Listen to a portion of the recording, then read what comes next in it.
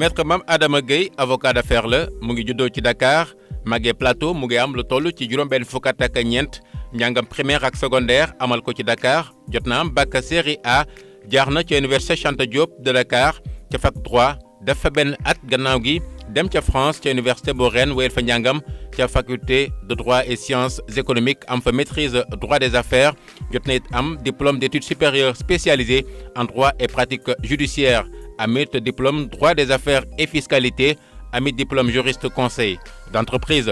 Maître Mame Adama Gueye jot naa jiite section Rennes association des étudiants sénégalais bu France am na MBA ci université bu Québec ca Montréal ci atum 1982 mu inscrire ci barreau bu Dakar gannaaw ba mu jugee ca France ñëpp si ci biir réew mi. Maître Mame Adama Gueye ancien bâtonnier de l'ordre des avocats du Sénégal am na soxna.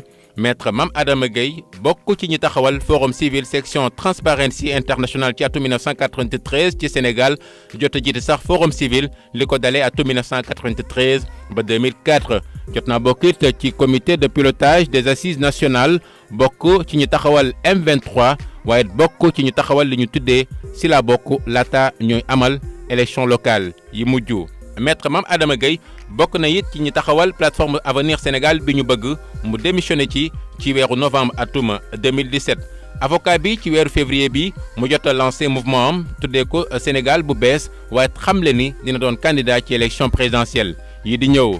Maître Mame Adama Gueye mi ñuy dalal ci seen émission face to face fàttali ne jot naa doon candidat ci élection présidentielle atum 2007 jot naa doon footballeur ci ASC Sandial bu Plateau basketteur handballeur ca Dial Diop moom it jot naa bokk ci conseil national de gestion du football. Maître Mame Adama Gueye ne la mu sopp gëm ko mooy di wax ak di doxal dëgg sip na lépp lu jëm ci adversité négative maanaam xëccoo gu amulul njariñ nit ki.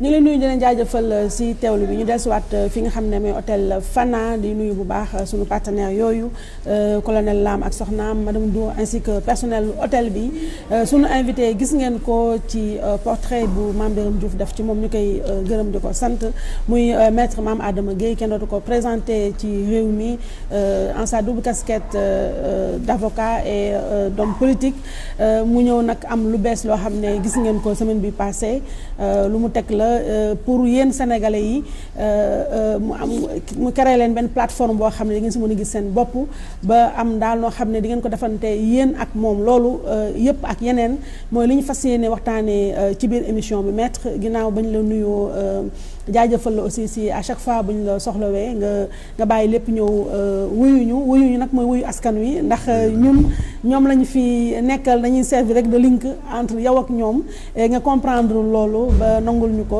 ñu bàyyi la nga nuyoo ak sénégalais yi lay seetaan. waaw Aïssatou yow laay yaay yëkk a nuyu yow laay yëkk a beral nuyu di la gërëm ci invitation bi. jërëjëf. di nuyu mbokk Sénégal yëpp. di leen sargal. di kontaan ci am possibilité bi nga xam ne yow da yaa ngi ko may ñu mën a wax ak ñoom. parce que comme ni nga ko waxee yéen loolu mooy seen njëriñ bu am solo trop. parce que kenn mënul àgg ci ñëpp. donc la ñu may ñu mun toog fii ci benn place mën wax ak ñu bëri. dañ lay kon gërëmee di leen ko sant. jërëjëf maître alors ñu dugg ci biir xolu émission bala ñoo ñëw na ci question d'actualité wax naa ko léegi mooy dafa am lu bees loo teg. benn yëf daal boo xam ne da nga bëgg mu permettre la nga mën a agir en direction de la population ci wàllu politique ak xëy na ci yeneen wànn loolu expliqué nga ko ci conférence de presse mais peut-être c'est important nit ñi xam li nga taxawal lu bees mu tudd Sénégal bu bees noonu nga ko tuddee nga tënkal ñu en peu de mots lan moo ko wundu. waaw Sénégal bu bees dañu teg benn kuréel mouvement citoyen la boo xam ne man ak sumay àndandoo ñoo ko teg taxawal ko en place parce que dafa am loo xam ne dañ ko seetlu ci réew mi te loolu ñëpp seetlu nañ ko ak ñun mooy jafe-jafe yu bari ak yu bari yuy sox ci ni ñu doxalee réew mi ak ni ñu doxalee politique ci réew mi ñàkk leer yi nga xam ne dafa ñàkk leer ci doxalinu réew mi ci yu bari fànn yu bari ak tamit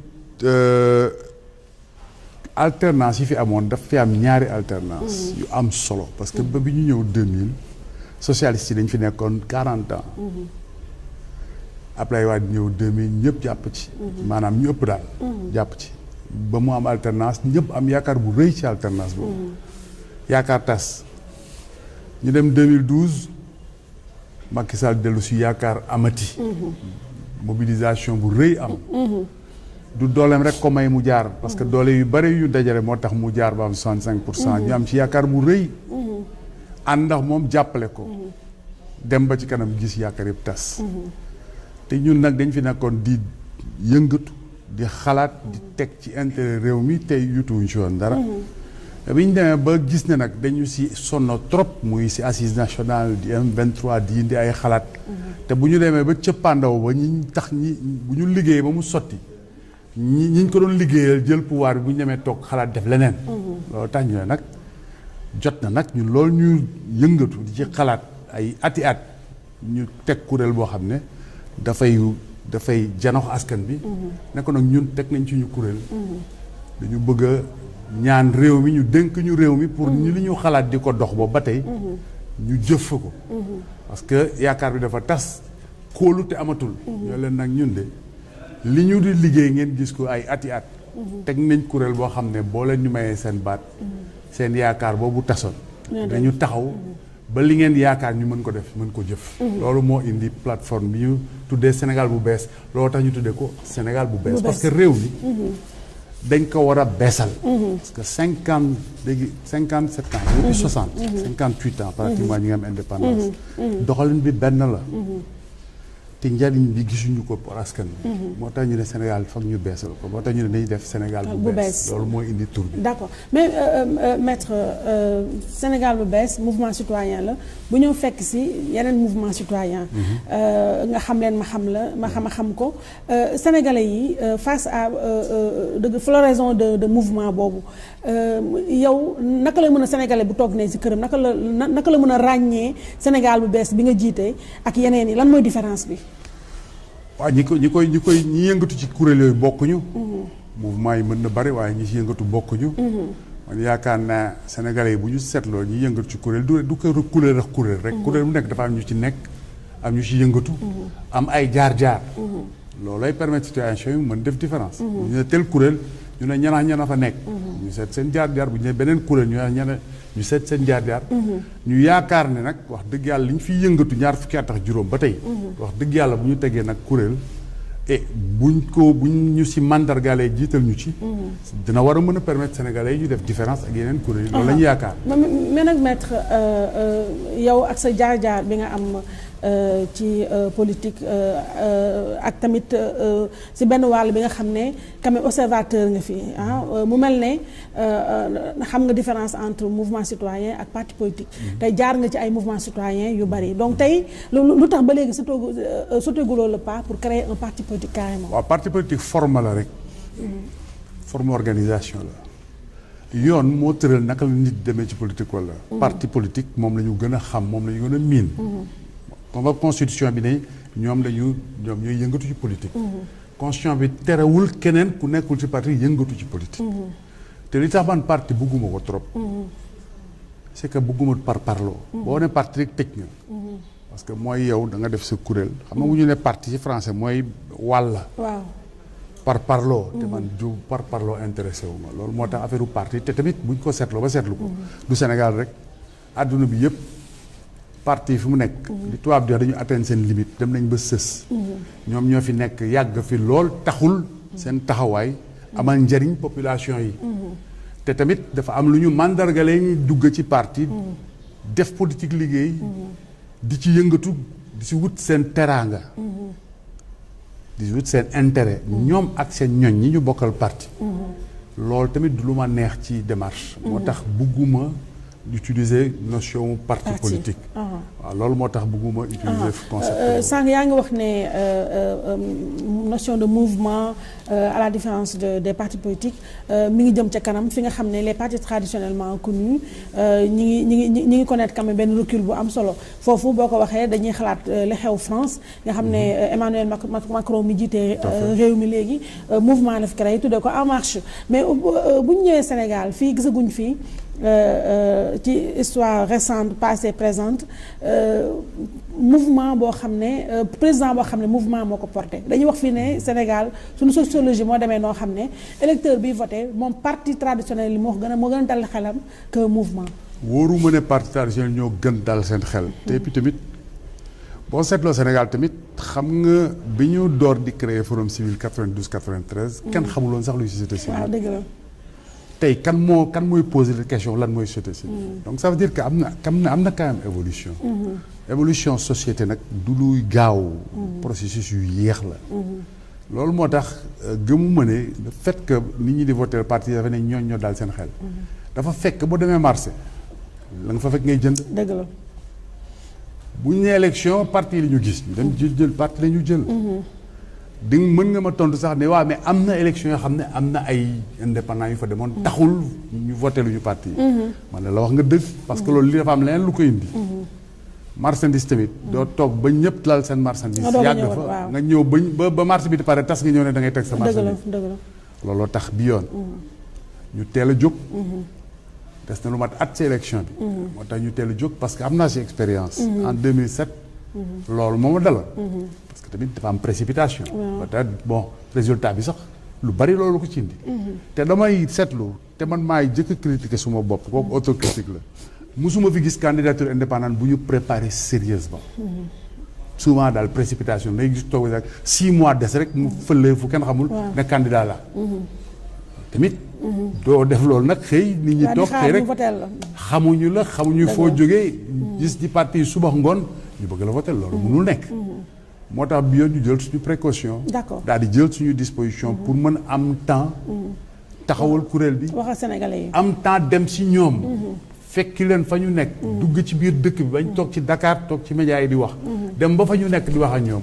saafonteex ñoom déglu leen.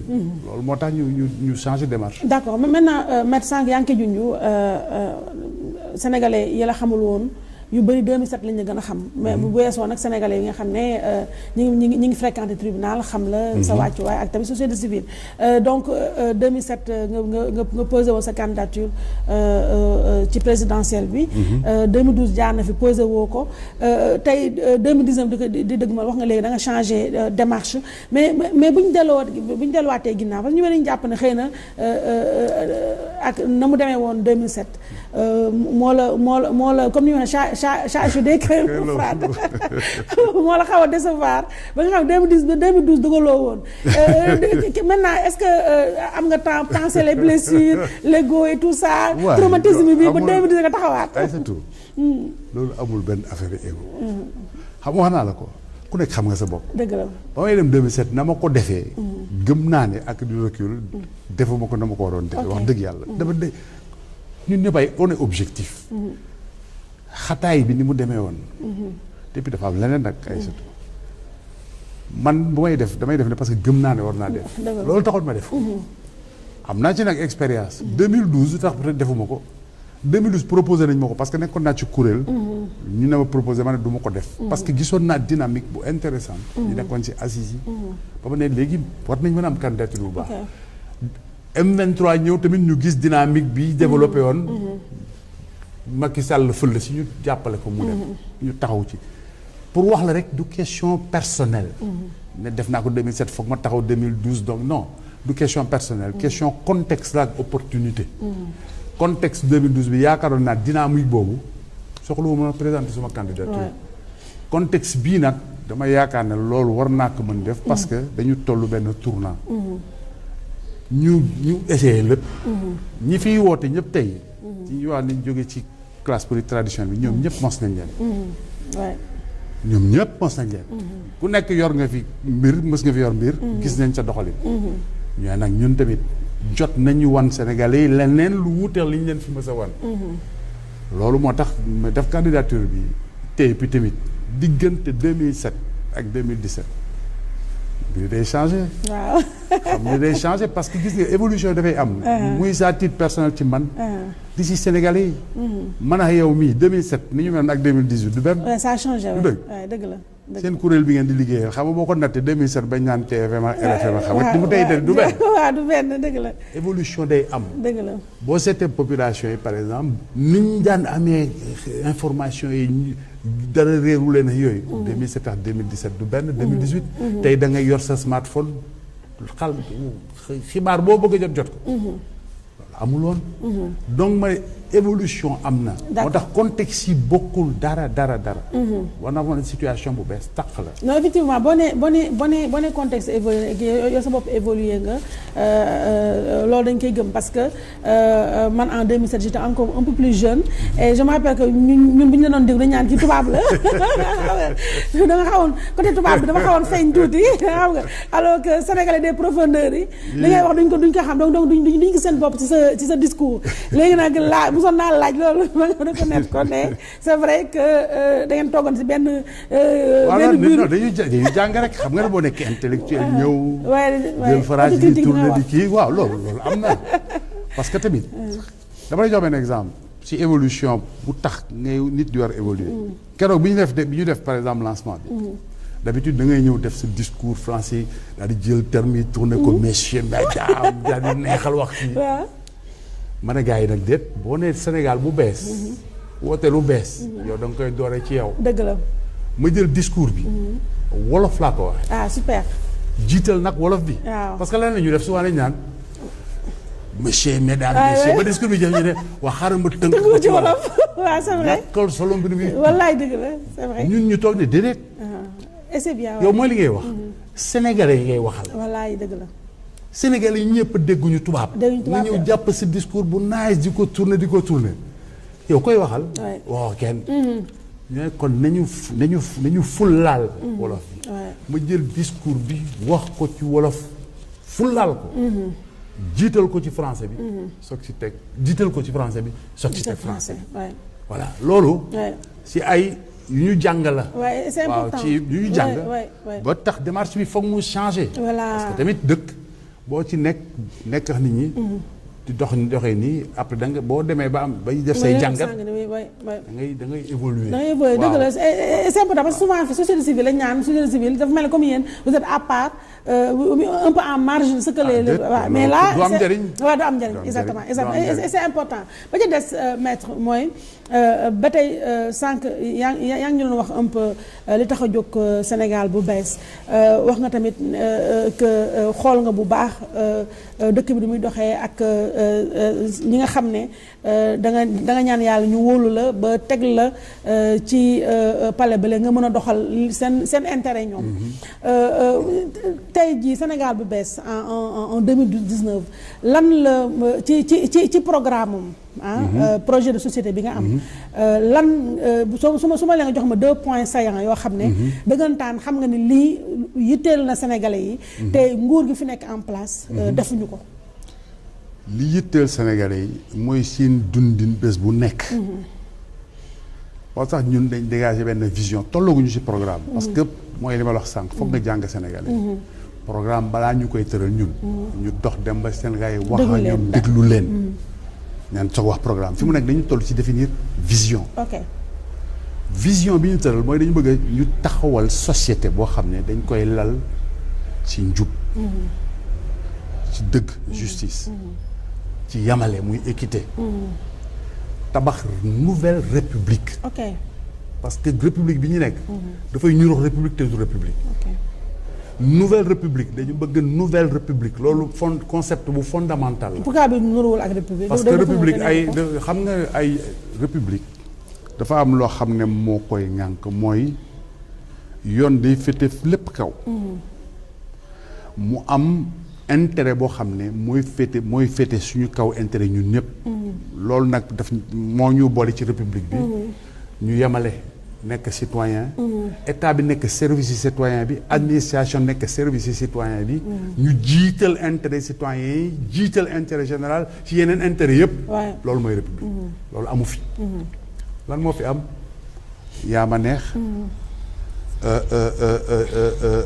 kii toppatoo say ñooñ def clientélisme politique toppatoo say mbokk li tubaab di wax népotisme corruption moo fi nekk concussion moo fi nekk faralaate moo fi nekk tabb ak say mbokk ak ñi nga bokkal parti moo fi nekk loolu du république parce que lu tax du république république ka ko yor lépp lu muy def war a méngoo intérêt république bi tey loo gis seetlu ti ñu tabbee nit ñi balaa ñu lay tabb nga carte parti bi carte parti bi mooy sésame bi mu lay ubbil caverne d'Ali Baba ba pare bu ñu la waree topp kenn du la topp.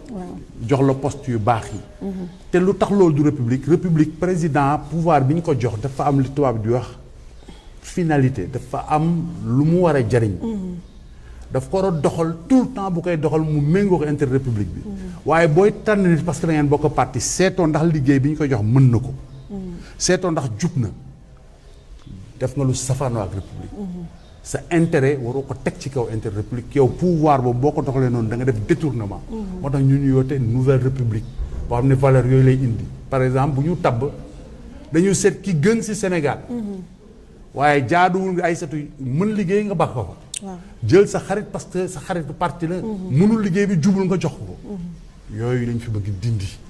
créer nouvelle république ba pare ñii nar jiitu république yi di ñoo xam ne intérêt général dong nga leen tax a jóg. ak taxawu jaamu njëriñu askan bi. ak seen yelleef si fànn yi nga xam ne dara mënu ci ñàkk. muy ci dund muy ci éducation.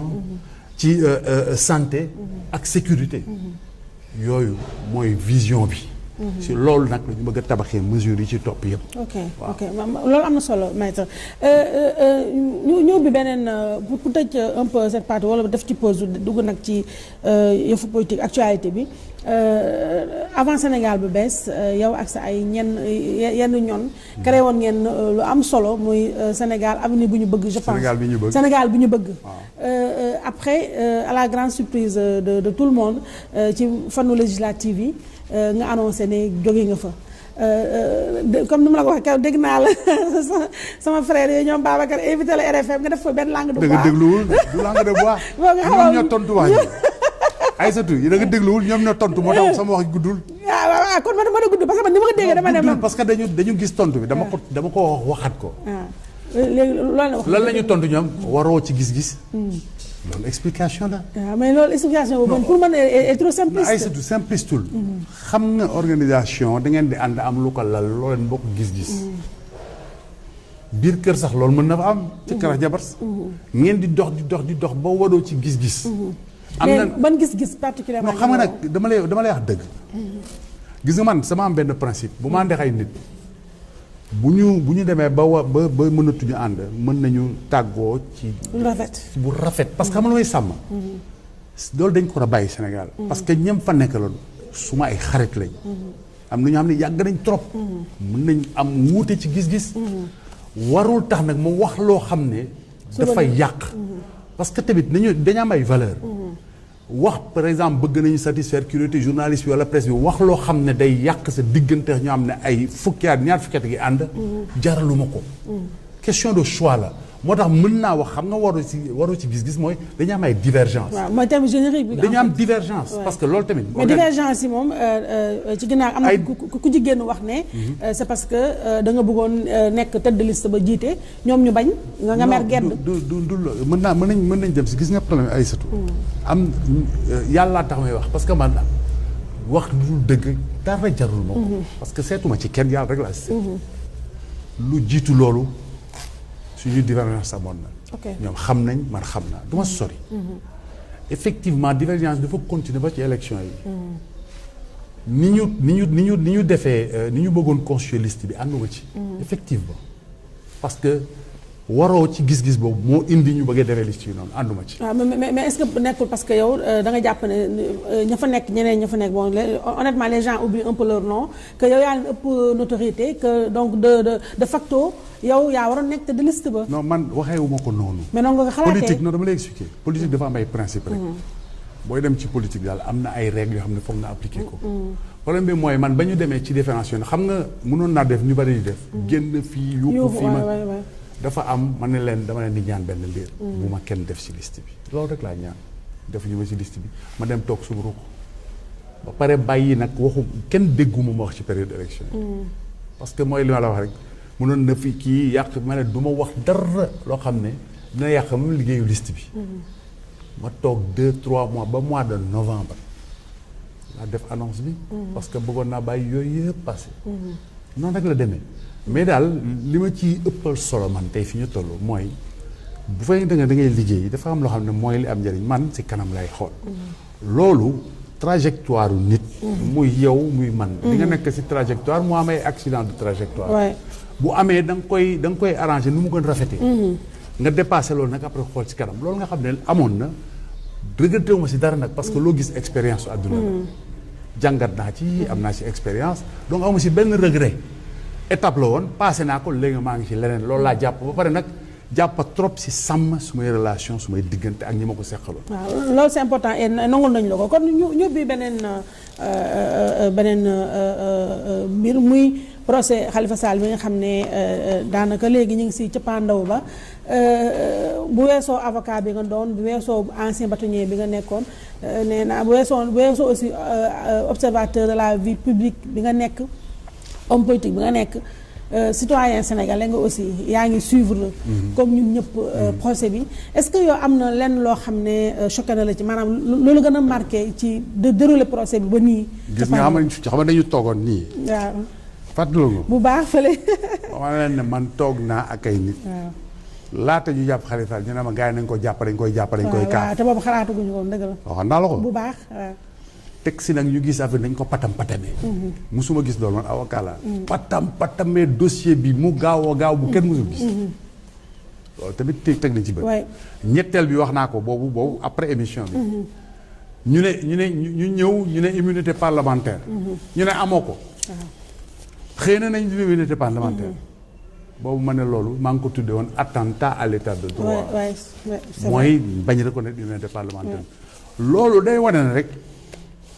que mbir mi du affaire procès rek yaa politique ngi ci biir waxuma procès bii ni muy doxee parce que man avocat la procès bu amee tribunal bi toog mu am avocat défense am avocat partie civile man en tant qu'avocat du ma ci wax dara loo xam ne day wane ne fii nga fi doole parce que damay respecter su may confrère respecter tribunal bi te tamit dama bëgg wax lu am solo def témoignage tribunal bi ki ko jiite magistrat bu mën liggéeyam la te ku sérieux muy Lamotte Malick nañu waxante dëgg parce que tàmm nañ kii waa justice bi kii vraiment bu fekkee ne mën nga nekk critique quelquefois bu amee lu ma dañ koy wax Malick Lamotte est un très bon magistrat est un magistrat très sérieux kon par respect pour le tribunal ak su may confrère du ma dugg ci détail mais lii wër procès bi contexte su procès bi day wane ne politique yi ci biir mais nag Aïssatou bu ñu yem ci procès Khalifa Sall état yi fi jiitu yëpp jariñ ñoon justice pour topp seen adversaire politique loolu dëgg la dooree si Abdou Diouf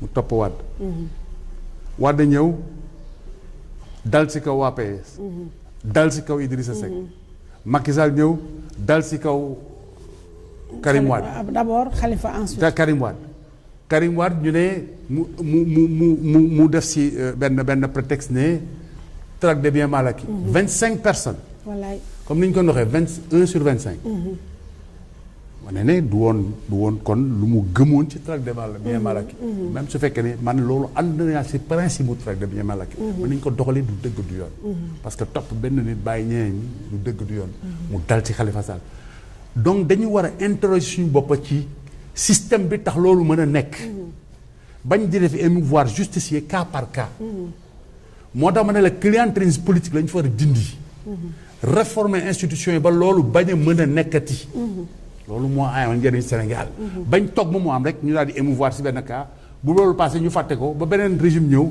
même institution yi créer les mêmes conditions dañu war a réformer profondément les institutions ba loolu du mun a nekk loolu tamit moo tax man la ñun Sénégal bu bees si vision bi ñu bëgg a doxal ñuy fondé wu ci conclusion assise nationale bii def recommandation pour une réforme en profondeur des institutions te président bañ a bokk ci parloo principe yi nga xam ne assise nationale daf ko proposé un des principes fondamentaux mooy président bañ nekk secrétaire général de parti nekk au-dessus de tout le monde yooyu déjà c'est un des principes importants tu vois clientélisme politique ñu dindi ko fi bàyyi politique nekk système de relation de clientèle boo àndee ak pouvoir bi tu as les faveurs boo bokkul ak pouvoir bi tu as les sanctions ñu am une approche républicaine mooy élection su passé sénégalais yëpp a yem seen diggante ak état ak président loolu réforme ñu profonde moo koy indi parce que tey Khalifa Sall bi ñu topp APR moo koy topp waaye PS ba mu bokkoon moo daloon ci kaw Ablaye Wade. waaw PDS bi Ablaye Wade moo daloon ci kaw ci kaw waa PS. donc ñoom la classe politique seen war nañ poser question. parce que système bi fi nekk PS ak fi tegewoon. mooy kon dama ku ñëw utiliser ko jariñoo ko. moo tax ñu war a xoolaat système bi. mais tamit maître est-ce que ni ñu ko waxee ne c'est vrai système bi moo gangréné un peu partout est-ce que tamit famille judiciaire bi nga bokk ñeneen ak ñeneen bokk ci. est-ce que ñoom itamit waruñoo jëlal seen bopp seen pouvoir parce que boo xoolee lu mel ne procès Khalifa Sall bi man pour man c'est assez humiliant que ñu ñëpp pour la majorité des Sénégalais le verdict est connu d'avance donc loolu est-ce que rafet na. ci jamono ci image yu justice bu. gis nga dossier bi. li ci nekk xam nga tamit dafa am une communication publique man moo tax encore une fois du ma wax ci dossier. nañ bàyyi tribunal bi mu jugé ko. nit ñi dañuy tàmbali justice aux ordres mu ñu wax justice aux ordres parce que justice appareil bi yëpp la. mën na am des juges aux ordres. man ñaari juge daa ma sa gis ñu gàntal état lu mu bëgg. ñaar laa si ma sa gis. te je suis avocat depuis 30. c'est incroyable ñaar. ndem si yàlla moo di Kumba Ba. yàlla na ko yaay yërëm un grand magistrat. ak Cheikh Tidiane Coulibaly. ba Abdou Diouf bëggaloon dara Abdoulaye Wade mu bañ ko ñaar ñooñu laa mës a gis. musuma gis pouvoir bëgg dara si justice defu ko. c'est incroyable waaye nag ça ne veut pas dire que pouvoir justice dafa war a gàntal tout le temps pouvoir parce que pouvoir la. dafa war a liggéey dossier bi de manière objective. d'abord loolu lañ ko laaj. waaw loolu tamit dañ ci bàyyi xel. donc bu ñu àttee. dañu xool en fonction dossier bi li ci nekk. ak jugement bi ni ñu ko tëralee ñu seet jaar na yoon wala jaarul yoon. bañ ci am a priori. voilà. mais lu mel ne incident d'audience dafa naa loolu mooy lu rythmé un peu. waaw loolu nag mënul ñàkk nag avocat magistrat procureur moom foog ñu laalante moom. kenn jokkaasante avocat procureur foog ñu laalante moom.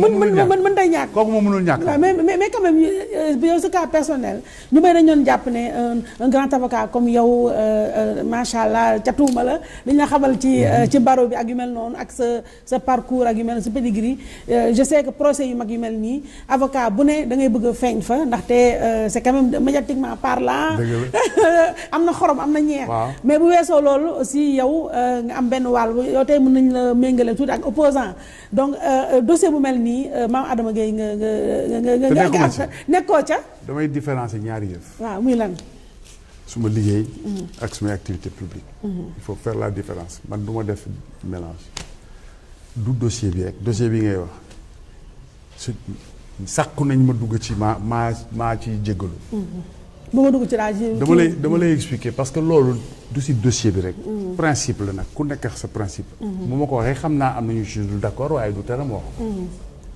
loolu maa ngi ko appliqué depuis boo nekkee forum civil xam nga defee bi nekkee forum civil di défendre le principe bonne gouvernance affaire lutte contre le détournement et cetera lépp lu laal affaire alalu état dama interdire suma bopp nekk ci avocat man maa ko décider suma bopp ñàkkul plusieurs fois proposé nañ ma ko mais xamal woon Mbaye ñu ne kii bu principe yi jotee mu toog ci rajo yeex télé yi di wax bu la jotee bu jot buy tibboo na reer yu bari jotee mu jël fàtte ça veut pas dire nag que ñama sàkkuma constitué pour ñoom dañu def wala defuñu xaw ma ci dara waaye man dama appliqué principe di tubaab di wax principe de précaution bañ dugg ci biir mu jaxasoo ñu wane ne suma client moo lekk mbir bi ma taxaw fa di ko wax te bu ma génnee foofu dem si rajo yi naan bonne gouvernance et cetera transparence loolu moo tax ma tànn def démarche boobu bañ ci dugg waaw parce que yow mosuma laa dégg effectivement man maa ko décidé waaw dossier yu mag yi fi nekk yëpp ay kii yeeg yooyu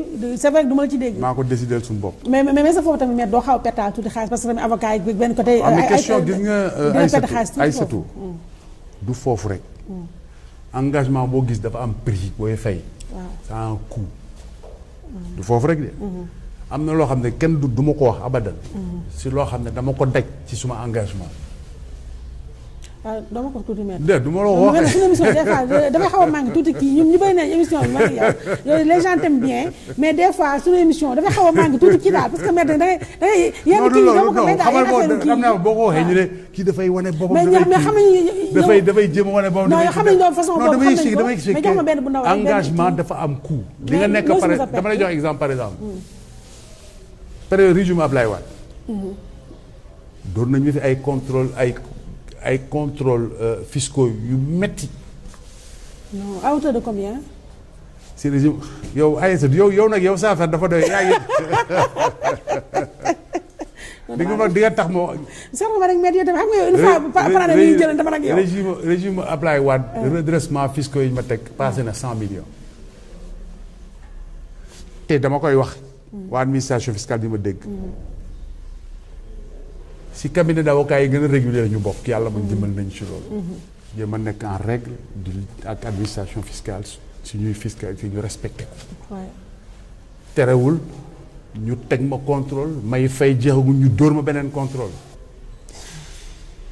ma ñëw benn bés ñu ne dañ lay yónnee huissier yëngal fii kii Aïssatou yaa ngi may dugal si. non mais xam nga yow yii nii c'est important. dañ lay yónnee huissier dañ lay exécuté benn ay bu nekk bu baax bu nekkee pour ne ko sëñ bi kii waxal xam moom kii gor la. ma ñëwoon moo jox ma rendez-vous ma ñëw ma ne ko may ma une semaine. moo tax ma ne la engagement ku ci dugg. dafa am prix da ngay nangu dafa am prix. boo ko mënul fay ba si dugg. dëgg la waaw boo ko mënul fay ba si dugg. à l'époque mais président Wade dañuy def ay propositions. pour jox la dossier pour kii. dama woone dossier tel.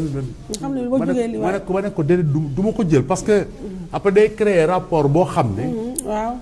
yow sa indépendance mën na ko remettre en question. waaw c'est clair oui parce que. moo tax bugguma. waaw moo tax bugguma am confusion yooyu. day def sa liggéey sa engagement nag dafa am prix. boo ci duggee am na prix boo xam ne da nga koy nangu fay boo ko nangul fay bu jub. mais nag maître li ngay wax noonu ci temps Wade la là ñu ngi si 7 ans wu Macky Sall. Macky tamit vous n'avez pas été tendre ak moom un peu te surtout que léegi sax li mu bëgg nga bëgg da ngay samp nëndëm est-ce que d'une manière ou d'une autre président Macky Sall ba mu fi toogee ba léegi mos na laa jéem a moom tamit bund xataal. ba ma non pour être honnête déedéet damay wax dëgg nag. loolu nag wax dëgg yàlla nag. président Macky Sall def amagul. waaw amagul mais il faut que préciser ne amagul. waaw amagul te ragaluma ci dara. amagul waaye parce que wóorul ndaxte. non léegi candidat nga xam nga la quand même nekk. xam naa nag loolu day wax dëgg yàlla nag damay wax dëgg rek nag. franchement aw ma benn jafe-jafe. Macky Sall wala gouvernement am créé dañuy wax dëgg rek te yàlla tax. mais ba ca des maître mooy yaa ngi wax léegi engagement xam nga kii Khalifa Sall xam naa doo ci nangu dugg sax xam nga ñu bëri dañuy wax comme li nga wax sànq ne yenn engagement yi boo ci dugg il faut nga xool bu baax il faut nga mooy prix bi nga moom ngay fay xam nga Khalifa ñu bëri ñu ngi koy reproché ne soit il a été naïf ou bien il a été léger parce que boo nekkee koo xam ne mi ngi lay booy neloo moom neloo mi ngi lay xool bëgg la tendre par 4 am na yoo xam ne doo ko may foofu est-ce que d'accord nga ak ñuy wax lu mel noonu mooy li nga wax ne anticiper bi ngay wax ak tamit sóoraale loolu question stratégique la nag parce que vraiment je ne peux pas me permettre di conseiller Khalifa Sall nu mu war a démarche mais kuy dugg si benn engagement rek foog nga xool daal parce que tamit bon engagement bi dafa am ay conséquences foog mu am ay conséquences c'est clair foog mu am ay conséquences donc foog nga am ay anticipation yoo xam ne di nga ko def pour am loo ci natt peut-être nag nit matul mënoo natt yëpp waaye nag bon yaakaar naa ne xëy na Khalifa Sall nag ak expérience bi am si politique am na lu mu ci nattoon. xëy na peut-être am na loo xam ne planifié wu ko wala prévoir ko ci woon. loolu moo tax. mais est-ce que ànd nga ak ñuy wax ne président Macky Sall sànq sa junj nga ko ni ñu dugalee Karim nar ko dugalee noonu Khalifa ñu bëri di ko accuser ne 2019 daal bëgg ko bokk ak kenn wala boog bu fekkente ne mënul ñàkk bu bokk ak ñoo xam ne ay yenn 2-3 xuusma ñàpp yoo xam ne vraiment ñii moom moo leen di génneel ci benn boitam xam nga le moment M rek mu génneel leen pour tax ñii ñoo xam ne vraiment truc donc est-ce que d'accord nga ne tout ça finalement ça participe enfin c'est benn stratégie la bokk d'éliminer un adversaire ou bien quelqu'un un candidat qui peut demain être dangereux mais gênant. loolu moom jaaduwul. te mënul nekk Sénégal lañ nekk nag. loolu mënul nekk yaakaar naa ne Sénégal nag du ay xusma ñàpp fi nekk. donc élection yi moom ala kulli ayin dina am ay kàngam yu am solo yu taxaw ci kanamam. kooku moom mënul ñàkk. ñoo xam ne mënul leen contrôler mënul leen créer moom. parce que on l'accuse de créer des candidats fantoches. non bon loolu. gis nañ ko si législative yi waaye c'était incroyable gis nañ ko si législative yi mais sénégalais yi laay waxal di leen woo ñu am fulla ak fayda gëstu bu baax seet fan leen seen njëriñ nekk. loolu moo am solo. bañ ñu distraire leen ci ay waxu caaxaan. nañu xool ñiy taxaw lan la ñu proposé luy seen jaar-jaar. bañ yam ci li ñan di wax. te déglu waaye Youssou Ndour moo doon lees waxul xam nga dama koy wax si biir wax jooju. bañ rek dégg lu ñu la wax nii. ngay seet lan moo nekk ci gannaaw wax. donc loolu laay au Sénégalais yi bañ manœuvre yi. te président la bi éluñ ko pour muy manœuvrer. encore une fois loolu détournement de pouvoir la. dañ la jox pouvoir nga liggéeyal askan bi. joxuñu la pouvoir nga jël instrument de pouvoir. di ko jariñoo pour sa intérêt politique. te malheureusement loolu moo fi xew depuis indépendance. ku ñu jox alal bi. nga jël ko utiliser ko. pour sonal say adversaires. wala nga am tentation utiliser justice instrumentaliser ko pour sonal say adversaires. wala jël administration yi leen utiliser pour sonal say adversaires. am na leneen sax loo xam ne dafa fees trop jamono ji foog moo ko. waaw muy. écoute téléphonique yi gars yi nañ def ndànk nag. ah bon. ñu ngi def bu baax. booy léegi dañ amuñ sax kersa c'est-à-dire que léegi c'est même maladroit da ngay teel te mu ne ting day déclenché wu sax. non maa ngi koy wax keroog ku ma woo mu ne ting ma ne ko sëñ bi ma ne ko yow sa gars yi xaw ma système bu bees bi ñu am efficace na bu baax waaye daal c'est pas discret. mais pourquoi ñu bëgg a déglu nii. xam nga boo gisee am na fi Ousmane Sonko wax na ko fi wala Idrissa Seck. dafa am ay éléments yoo xam ne foog ñoom it ñu ciy taxaw. les renseignements généraux ne sont pas au service du pouvoir. Il faut qu'on fasse bien attention. Moom laa détournement ou les instruments de pouvoir. Les renseignements généraux sont pour la sécurité de la République. D'abord, un opposant politique ne menace pas la sécurité de la République. ñu jël koo xam ne suñu alal lañ koy fay. ne ko toppal Idrissa Seck wala toppal Ousmane Sonko fu mu teg nga def rapport. rapport bi du rapport pour intérêt sécurité réew mi. C'est pour donner des informations au chef du parti qui est à la tête de l'État. C'est ça. yooyu la Sénégal yi di war def attention. ñi nekk ci région yi les enseignements loolu def ay notes ci société civile ci syndicalistes yi ci pouvoir yi loolu ci détournement de pouvoir la parce que c'est xaalisu réew mi sécurité réew mi la war a toppatoo nañu war a toppatoo ñi nga xam ne dañu menacer sécurité état bi ñi naan dañu def attentat terroriste wala ñi nga xam ne ay ñu ngi ci drogue bi ñu ngi ci sàcc yeeg ci loolu lay jariñ waaye topp opposants yi topp société civile topp syndicalistes yi c'est du détournement de pouvoir parce que alal boobu jariñoo ko dans l'intérêt de la République dañ koy jariñoo dans l'intérêt du pouvoir en place mais nag wax dëgg du lu bees yàgg na fi depuis toujours moo tax ma ne réforme profondeur la ñu war def am une administration républicaine parce que gis nga administration dafa am lu am solo bu ñu naan administration républicaine administration ñu bari nekk administration bi dañu defe ne da nga war def le pouvoir bi sant lu mu la sant nga ko def pouvoir bi dafa am lu ko féete kaw mooy république administration dafa war a jébbalu république li ñuy wax allégeance à la république am nag loyauté pouvoir bi fi nekk loyauté mooy ki ñu fal dans le cadre de ses fonctions lu mu la laaj te mu nekk dans le cadre de la loi da nga ko war a exécuter mais pour l'intérêt de la république bu la laajee leneen loo xam ne ci intérêt personnel am la bu dee administration républicaine waru ko nangu gis nga yooyu mooy les principes fondamentaux yoo xam ne buñ loolu ñun moo tax ñun Sénégal bu bees yooyu la ñuy proposer pour changer réew mi indi nouvelle république république bu bees boo xam ne ci yooyu lay tënku pour dëkk bi man jaar ci yoon ñuy doxal dëgg ak yoon mais maître ñu doxal dëgg ak yoon ba ca des mooy mun a am tamit benn déggoo bu ñu xoolee ci ñi nga xamante ne ñooy jàkkaarloo ak président Macky Sall muy ñu mën a tuddee opposition bi jusqu'ici yaa ngi dégg ñu ngi jéem a làmbatu formule ba ñu koy tëral yaa ngi dégg ñii naan nañ def candidature multiple ñi naan candidature unique yow mi nga xam ne yow d'abord xam naa ne gars presque opposant nga mais xaw ma société civile nga nekk xaw ma na nga mun définir sa bopp maître ay surtout xam nga opposant la Macky Sall kooku ambition bu tuuti la j'imagine d'ambition je suis un opposant au président pour moi c'est pas une ambition moi je me mets au service de la nation dama gëm ne Macky Sall li muy doxalee quoi du yoon moo tax ma def proposition pour ne citoyens damay leen di laaj ngeen jox ma seen kaddu. dénk ma réew mi ma doxalee ko neneen. loolu mooy suma posture. du daal Macky Sall laa bañ na fi jógee. man loolu mooy suma posture. moo tax pour man gis nga ñu naan candidature unique. loolu du finalité parce que candidature xam nga lan moo am sens su engagement ci élection. dafay tëdd ci programme. candidature unique pour candidature unique du finalité. ok foog mu am si lu mu wéeru. da ngeen di déggoo ci li jariñu réew mi. pas déggoo si naka la ñu daaneelee pouvoir bi loolu rek mënul toy. loolu yoon la mais c'est pas une fin en soi. c'est ça da nga fay jaar pour defar réew mi mais bu fekkee ne jiitaloo programme bi jiital daaneel pouvoir fi nekk. te dara nekkul ci gannaaw boo leen toogee tamit doo leen dégg. loolu man du ma dugg ci genre yooyu.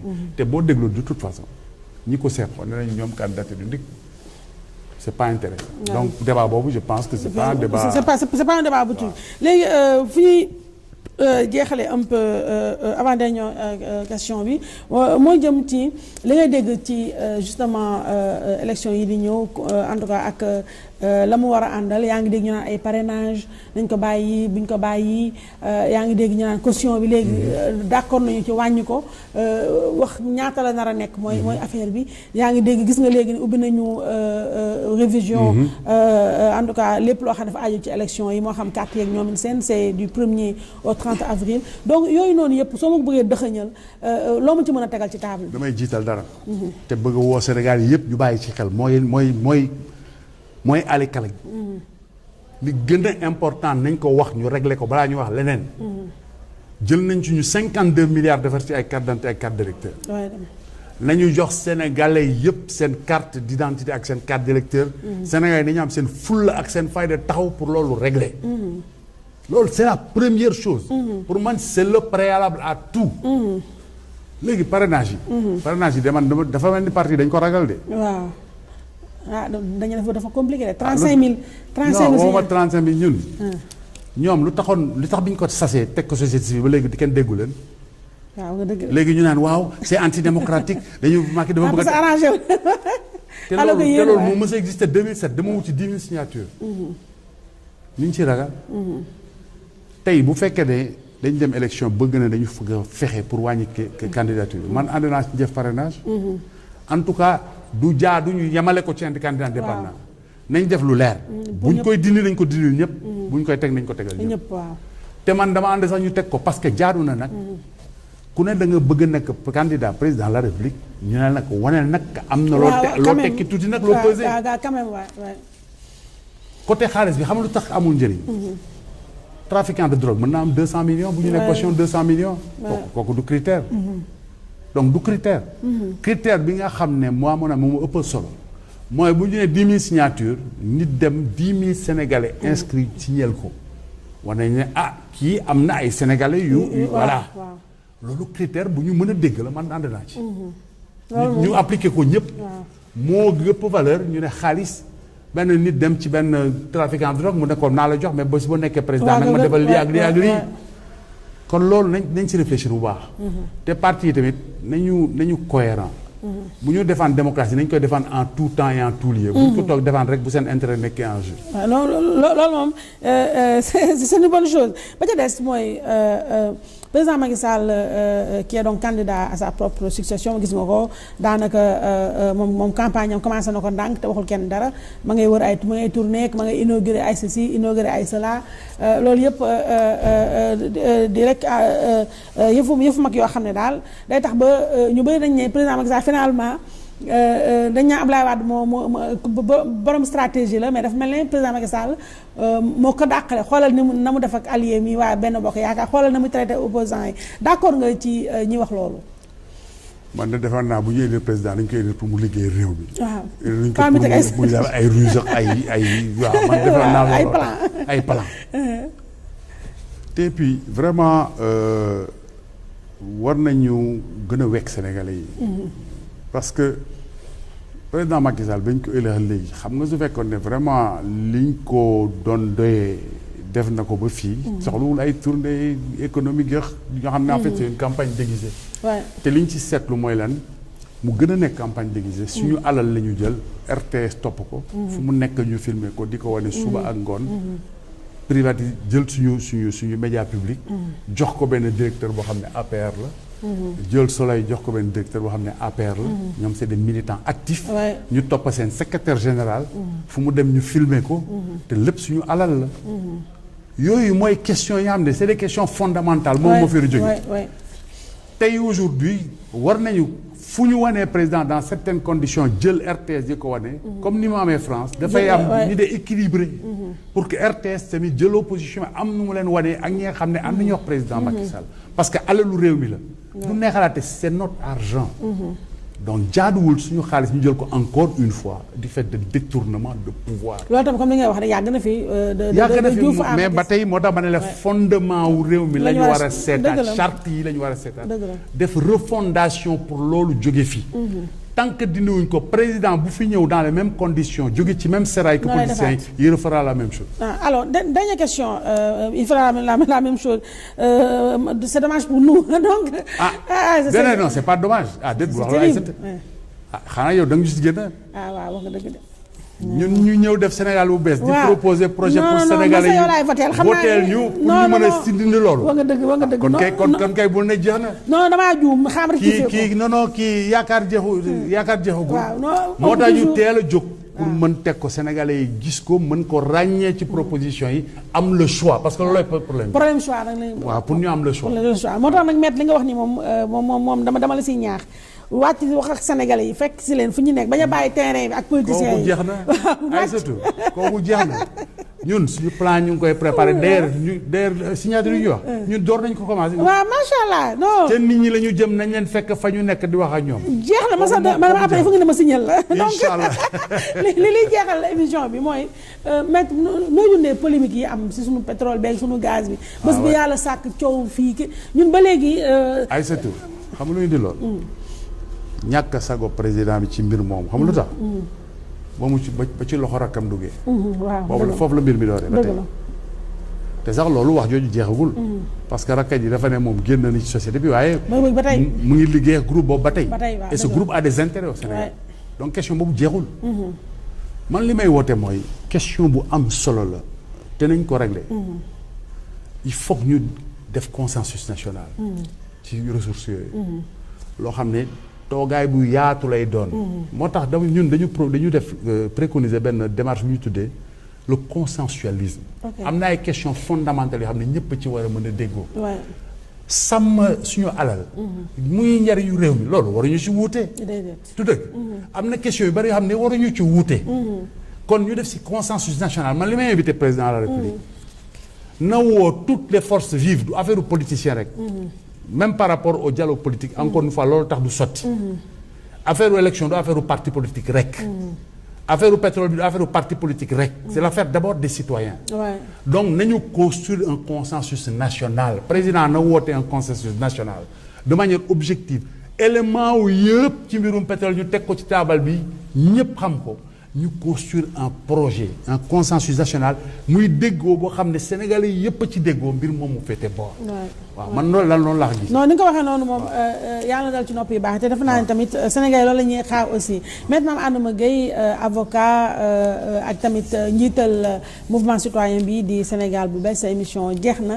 ñu bàyyi la nga tàggatoo ak Sénégalais yi la seetaan. Sénégalais yi daal xanaa di leen gërëm di leen sant. di sàkku si ñoom ne. dañu def Sénégal bu bees pour ñoom.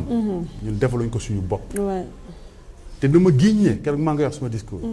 dama giiñ te yàlla xam nga koy giiñ yàlla fi ñu toog yàlla moo ñu wax. njëriñu Sénégal rek moo ñu tax a jóg. du leneen. wutuñu si suñu njëriñ wutuñu suñu àll wutuñu si tedd. lu ñu teddee. moo tax li ma leen di ñaan mooy ñun dañu sakku ñëw ñu may dégg. te ma leen di ñaax tamit ñu bàyyi di leen nax naan boo wootelee diw du gañe wootelee diw du gañe bu leen seet loolu. seet leen li leen seen xel may déglu leen parce que ku am intelligence boo dégloo xam nga lu xel mën dégg ak lu xel mënul dégg. kii wax tamit bul déglu wax ji rek seetal jaar-jaaram. ba nga seet ne li mu wax est-ce que ci li mu mës a doxal. tax na ñu war ko mën a gëm. loolu lu mat a bàyyi xel la. parce que nax nañ leen naxaat leen kon ut leen essayer lu bees. waaw parce que comme toi ni mu ko waxee. on ne fait pas du neuf avec du vieux. du vieux non mais vraiment ni nga waxee baax na ni nga waxee baax na man ak sama xale yi moom xam naa ne ñun daal suñ big lañ téye yow la ñuy signer yow la ñuy votel dëgg daal ñun daal convaincre nga ñu maintenant Adama Gueye la woon ci biir face to face ñu ngay jaajëfal bu baax di ko remercier pour vraiment la grande disponibilité bi nga xam ne moom lay manifester chaque fois boo xam ne soxla nañ ko di koy jaajëfal bu baax a baax ak tamit yi nga xam ne wax na ko fii mu nekk ay éléments de réponse yoo xamante ni yéen bëri na lu ngeen soxla ngeen ko daal ñu koy jaajëfal di jaajëfal aussi hôtel Fana suñu partenaire yooyu may jaajëfal bu baax tamit sama équipe bi Jatu Ndiaye sama doom ji mi ngi noonu mu feggoog Mariam Guissé Mamadou Dia yaa ngi noonu xaw ma da nga gëmmantu xaw ma dafa yaa ngi nelaw ca sama ginnaaw Mor Xarma Alaaji Mor mu dena ndeysaan Abdourahmane mi nga xam ne dafa mel démb dafa xawoon sonn tuuti si côté jam ñaajo donc ñu koy moom tamit di ko massawu bu baax a baax di ko apporter suñu soutien moom tamit Abdourahmane mii nga xam ne dëgg liggéey donc ko ñor ak ñaari caméra Ndiaga Ndour yi ñu koy nuyu daal moom Abdourahmane mii suñu rakk jooju di nuyu bu baax tamit kan laa fàtte dama commencé jëm mag dafa naa fàttewuma kenn waaw ci fële côté télé ba maman Henriette Diallo madame Diallo ci make-up bi coiffure beeg ñoom seen mu feggoo ak nag Joséphine Mboup ak ñoom madame Dieng ca production bi face incha allah beneen dimanche Moussa Sène moo nekkoon ci montage bi portrait bi Mame Birame Diouf face beneen dimanche jërëjëf.